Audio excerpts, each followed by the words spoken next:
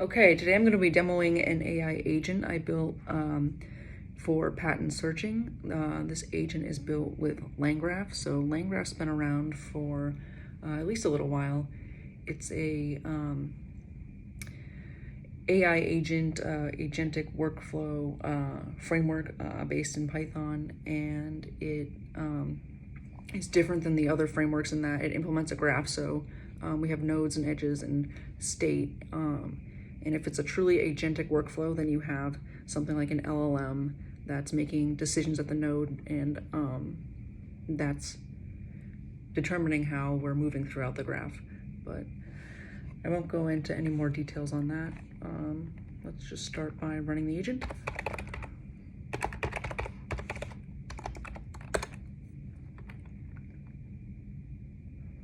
So this is going to ask for a couple of parameters first. So we have the first parameter is enter your patent search query. So what we're going to be doing is this workflow operates in 3 phases. We have the first phase where we scrape a bunch of data, a bunch of patents from the internet.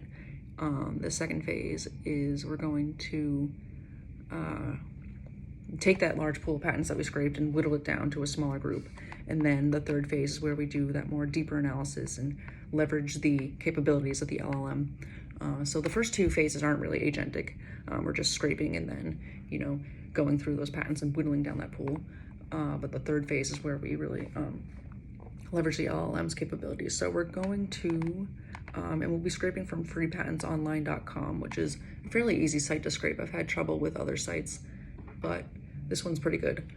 So we're going to do our query, which is just our keyword search that we would do if we went to their website and ran a patent search. So we'll do machine learning. And then the next input is it's asking for a minimum score threshold. So Free Patents Online, what it does is when you run a search, it returns a bunch of scores from 0 to 1,000 for each of the patents. And that just measures how much that particular patent is relevant to your query. So we're going to capitalize on that because it's already there. This is just a way to kind of truncate that big pool of patents and get rid of the ones that are not relevant, like right off the bat, because we don't want to be scraping hundreds and hundreds of patents. That would be expensive and just slow and inefficient. So in theory, we could grab them all if we did 0, but we're going to do, for this demo, a fairly high threshold. I'll do 955. And then the next input we need is a percentile. So what we do when we whittle down that large pool of patents to the smaller pool, I just use a percentile. I'm going to use something fairly high again. We'll do 90.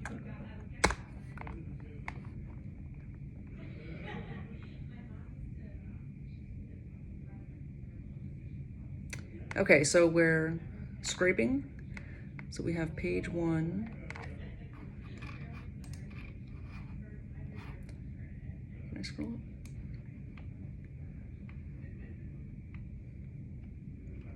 So page 1 returned 42 patents. In page 2, I guess, returned 0 patents. So I guess all those patents on page 2 had a score that was less than 955. So we have 42 patents in total in our large pool. And of course, we did kind of a smaller search in this case because we set our threshold score to 955. But for demonstration purposes, this is better. So, and then we could see we have each patent has a title, output, and then the URL and the patent number and that score I just talked about. Whether that's useful or not, I don't know, but we have that here in a nicely formatted report. You can,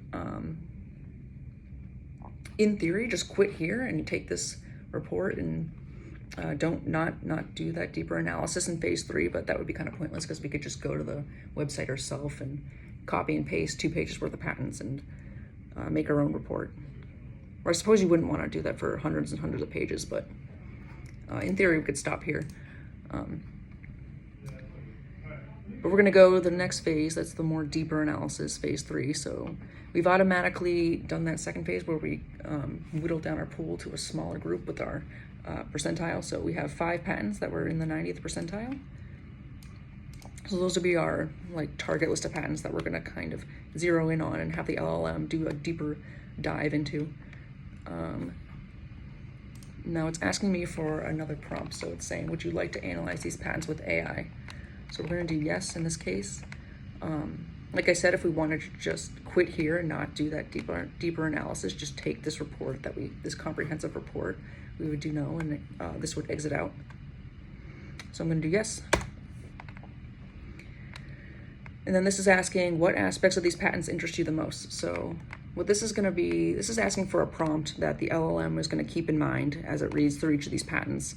So this is like an opportunity for the user to kind of put a more detailed prompt as opposed to just a keyword search that the LLM is going to keep in mind. It's going to read through each of these patents and determine if it's relevant to this particular prompt. And this prompt can be as brief or as detailed as you want. I'll keep it fairly simple for our purposes. We'll do, since we had machine learning for our query, we'll do using machine learning in medical related applications.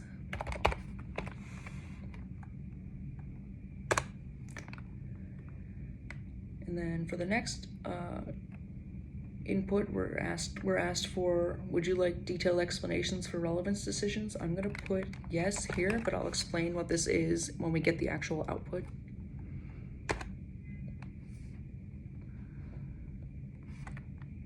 So we're starting our deeper analysis.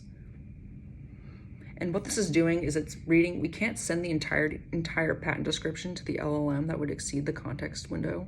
So we're breaking that patent into, each patent into, I think, 1,000 character chunks. And the LLM is reading each chunk. And we have something called sliding memory implemented here. I think that's what it's called, sliding memory.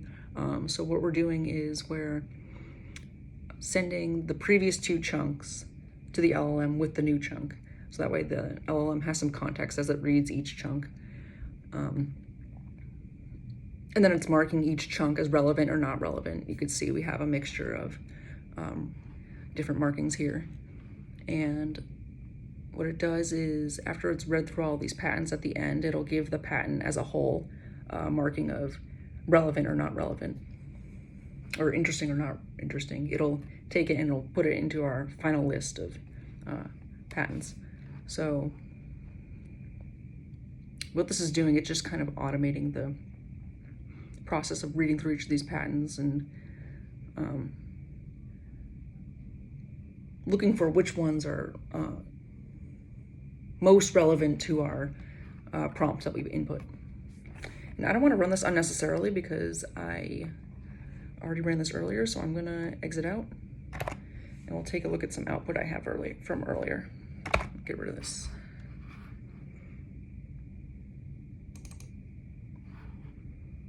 Okay. So this is an output I ran earlier on the same query. So you can see we analyze the chunks, and what's being returned is we have content preview, so that looks like just a little snippet of the chunk. We have the LLM's response, whether the chunk is relevant or not relevant. And then I want to talk about this reason section. So this relates to that prompt that we had earlier. Do you want more detailed explanations? And we put yes.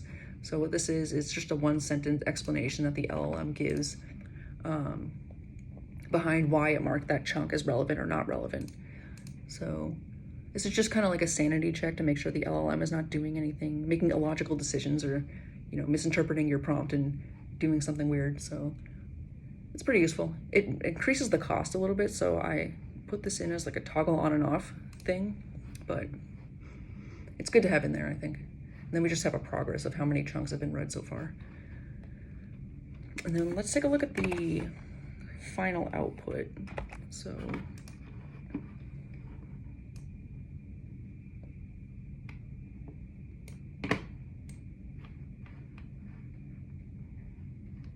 maybe I don't have it in this one. Do I?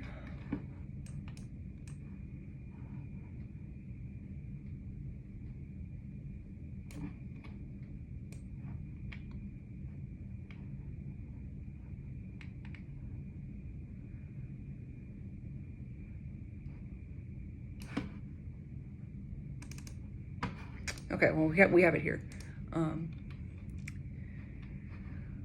So what we end up with in the end is this list, this nicely formatted list of patents that we might want to take a deeper look at. So these are all patents that are that the LLM deemed were related to using machine learning for medical applications. So we have, I think I started with a list of a smaller pool of 6. So this has been whittled down to 5. And yeah, we have the title, the URL, relevant score, and the patent number. It's not showing here, but I think this was an old version and it got cut out, but normally there would be a patent number here. So yeah, this just kind of automates some of the more tedious parts of patent searching.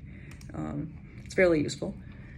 And as far as the costs, so we're using 2 APIs. We're using the Firecrawl API to do that initial scraping at the beginning, and then we're using the OpenAI API to do the deeper analysis and read through each patent. So I used the GPT-4 model, and I think I spent maybe like 70 cents when I read through 6 patents.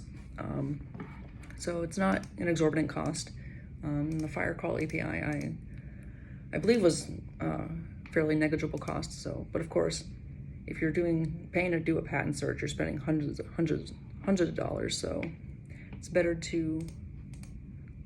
This definitely has benefits, cost benefits relative to a traditional patent search. And